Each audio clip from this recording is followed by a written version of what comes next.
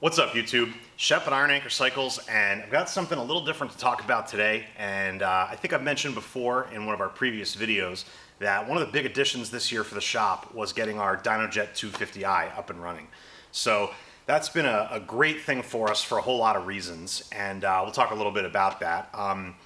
You know, dyno tuning is a thing that's obviously been around a long time, and people who know that it is, without a doubt, the crown jewel and the final detail, and I might argue the most important detail in finishing the motor build on your bike. So we really wanted to be able to offer everything from beginning to end here at the shop when we're doing big motors for people. So the DynoJet 250i was the solution to that for us. The other thing is, it gave us the opportunity to be able to help out some additional customers, folks who aren't necessarily having us build their motors, but are doing it either on their own or elsewhere at other shops that don't have a dyno, and want to do the right thing and move on from a base map or something that they got, trying to street tune it with narrowband O2 sensors or something like that. So it is, I'm trying to think, it's the middle of July now, so we've had the dyno up and running for about 2 months. We've had a bunch of bikes through there. Like I said, it's been really great.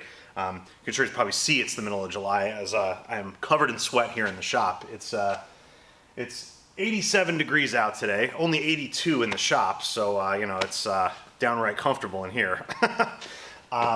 But in any event, I've been wanting to do a video on the dyno and kind of how that works for quite some time. Just was kind of waiting for the right moment and have some time to film it. If you're watching this video sort of as it gets posted on YouTube, you'll notice we're sort of right in the middle of the Lowrider S build series that we've been doing, and that bike is over here to my left. But part of the reason that bike doesn't come together faster is we're a shop and we've got customer bikes that we've got to work on. I should say we're fortunate to work on. And this is one of them. As you can see, hopefully some of these details on this bike start to pop out. This is a great bike for us to do a video on because there's really no expense spared on this bike. Really, everything that you could do to build a killer motor and get it set up correctly in an M8 bagger is done on this bike. So the first round of this we did over the winter and then had the bike dyno tuned elsewhere at our friends Horsepower Inc. in Indianapolis.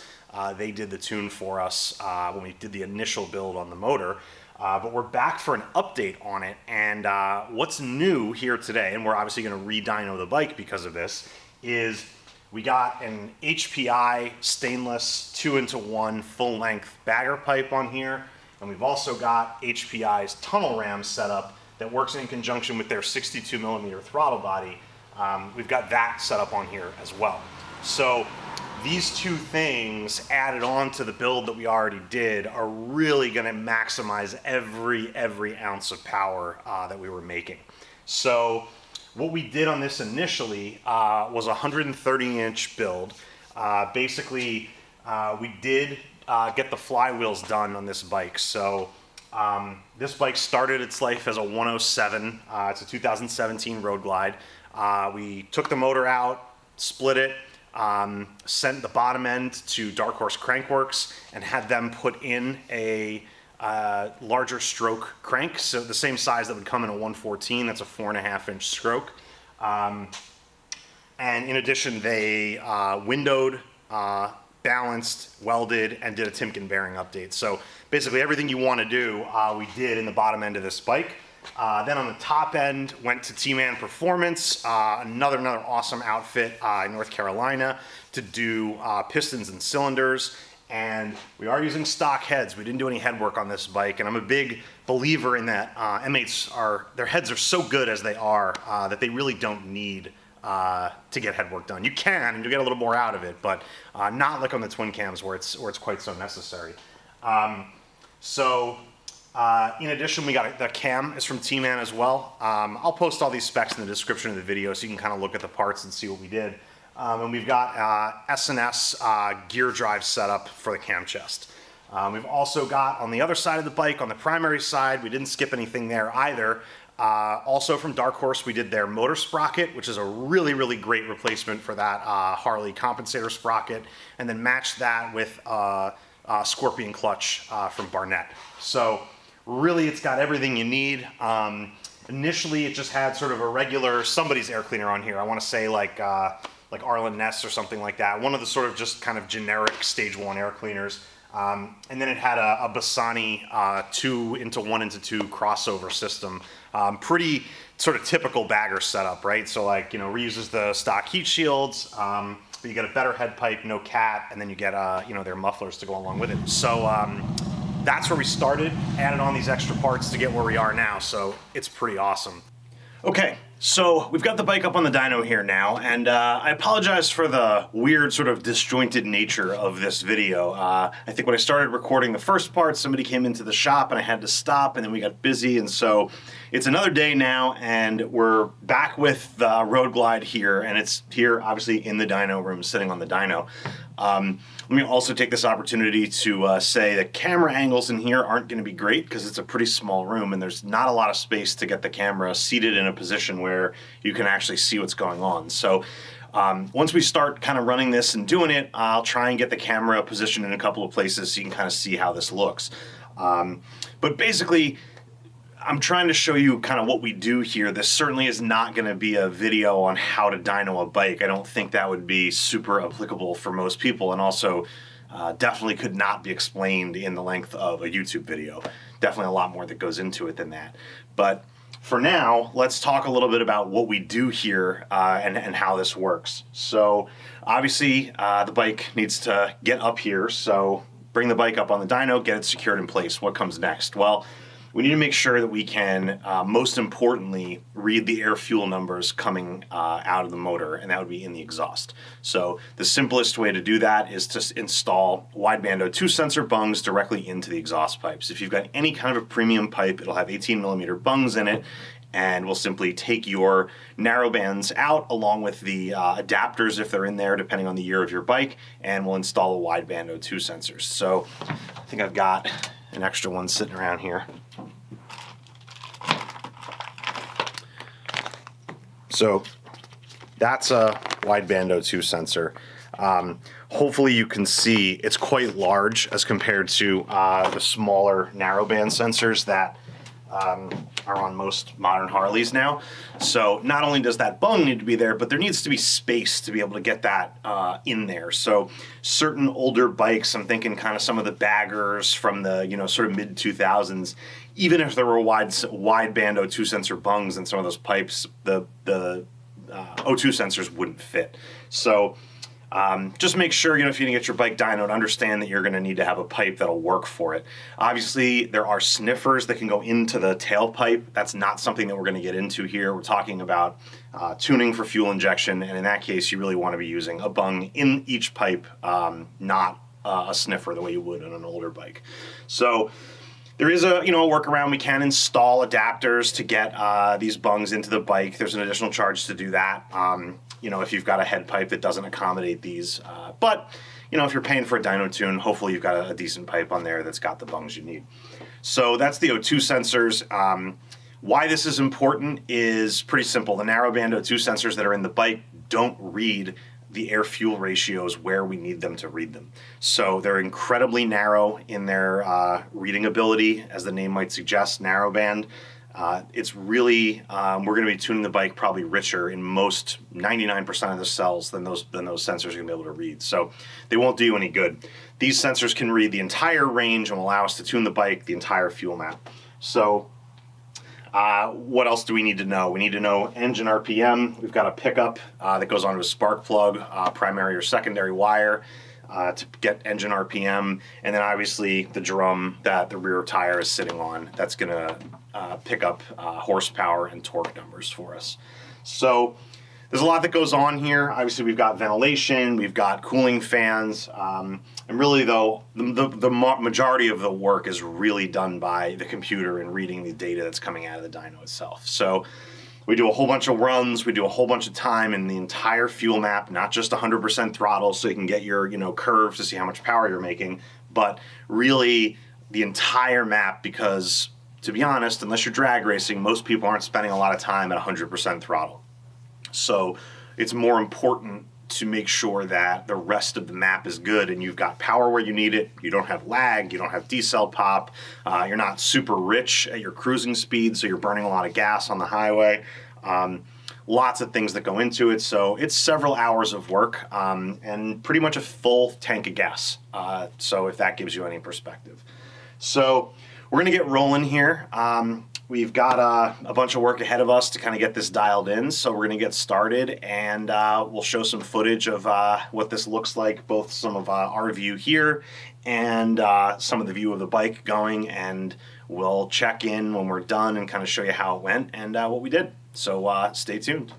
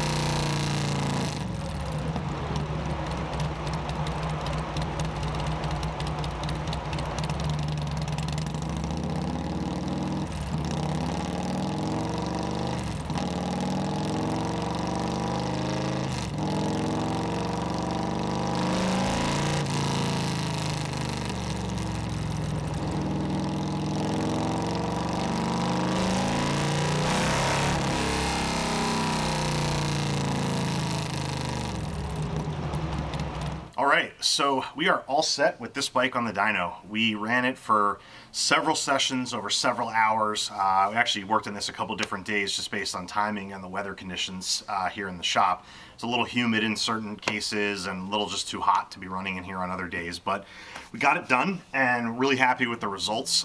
We're making just over 130 horsepower, 132 I think, and then the torque number is the really impressive one at 152 foot-pounds.